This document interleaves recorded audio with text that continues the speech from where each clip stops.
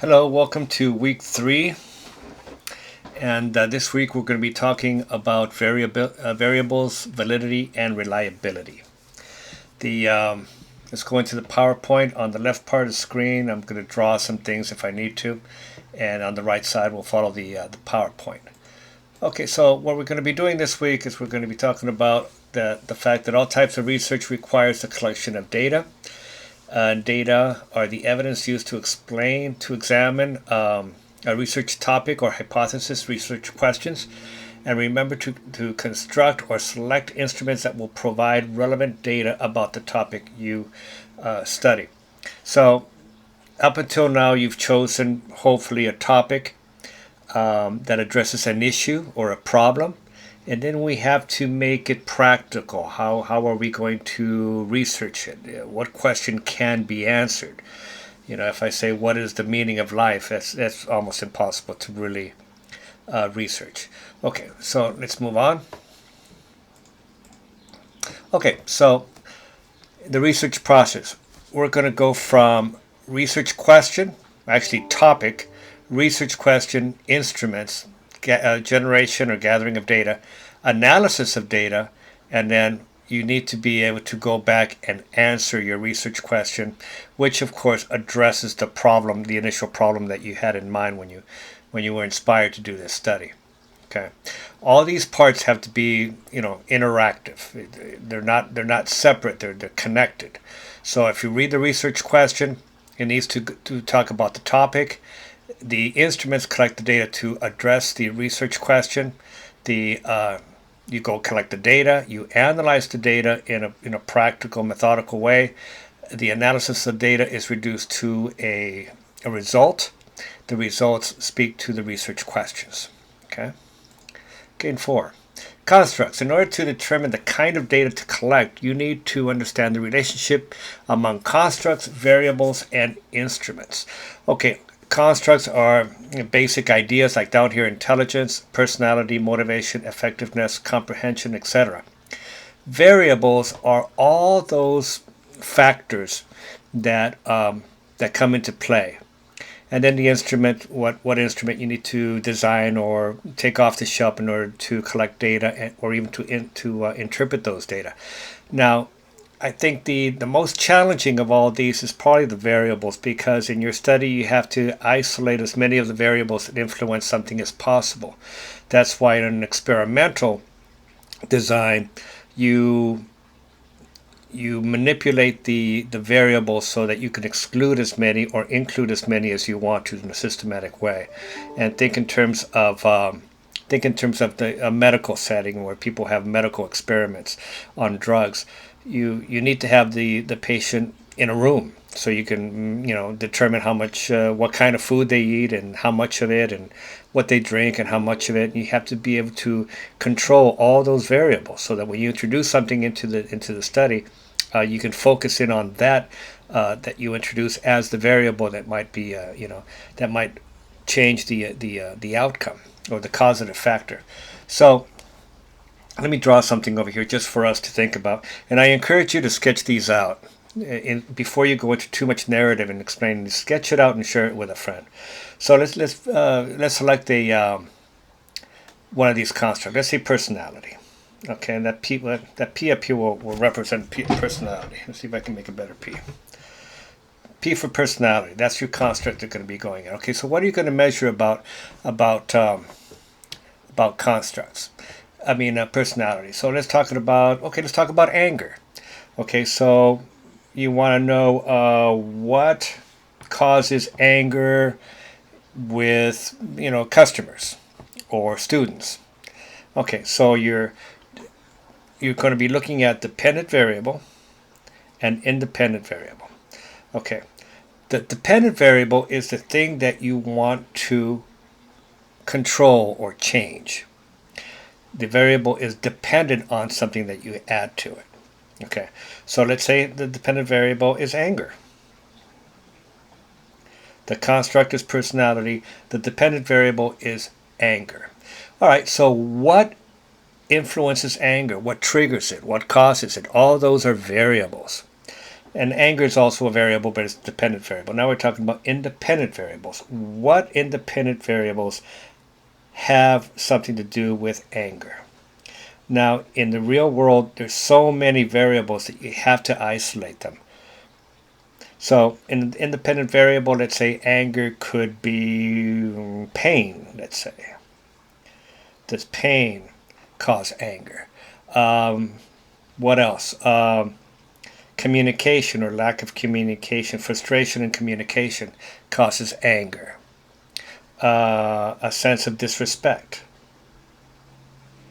Okay, you can go on and on and on and on, but all these are independent variables that go into anger, which is your dependent variable.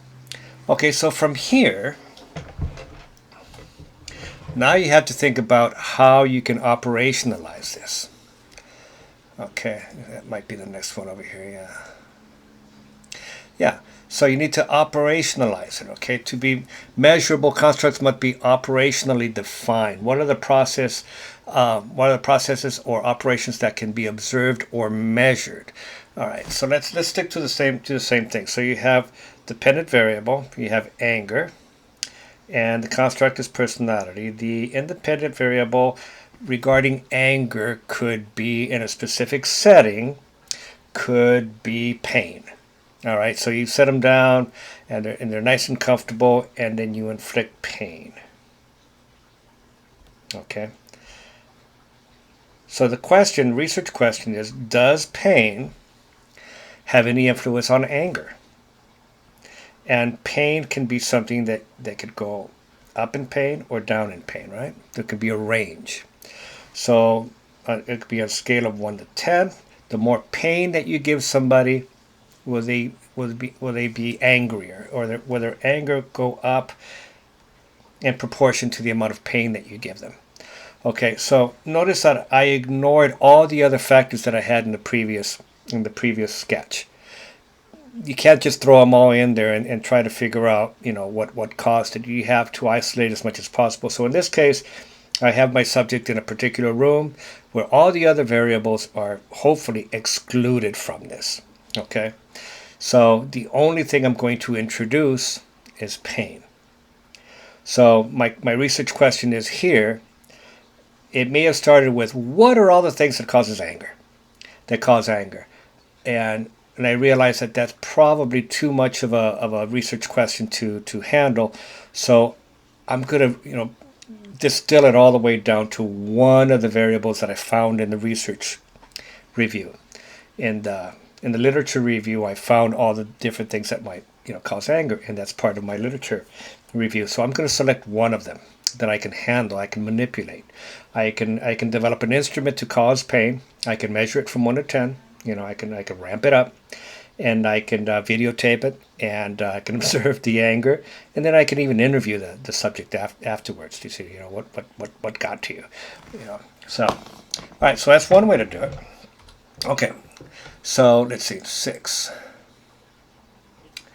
Let's see, a variable is a placeholder that can have a range of values. Okay, so low, medium, and high, pain, low, medium, and high.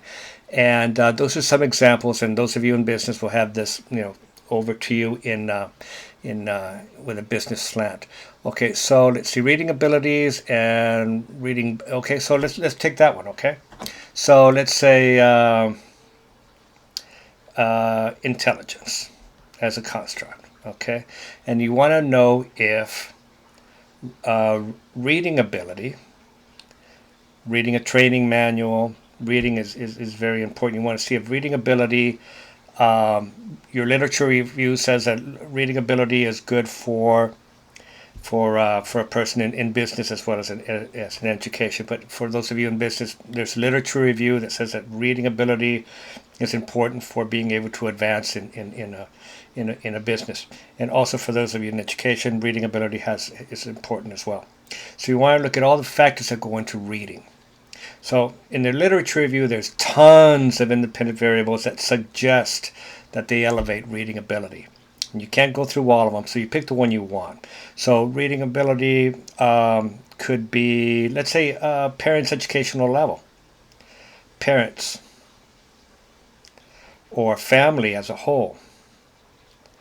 the family's educational level as a whole. So you try to quantify this by asking the parents to fill out a survey. What's your educational level, and the whole family and everybody at home, what's their educational level, and see if there's a connection between that and reading.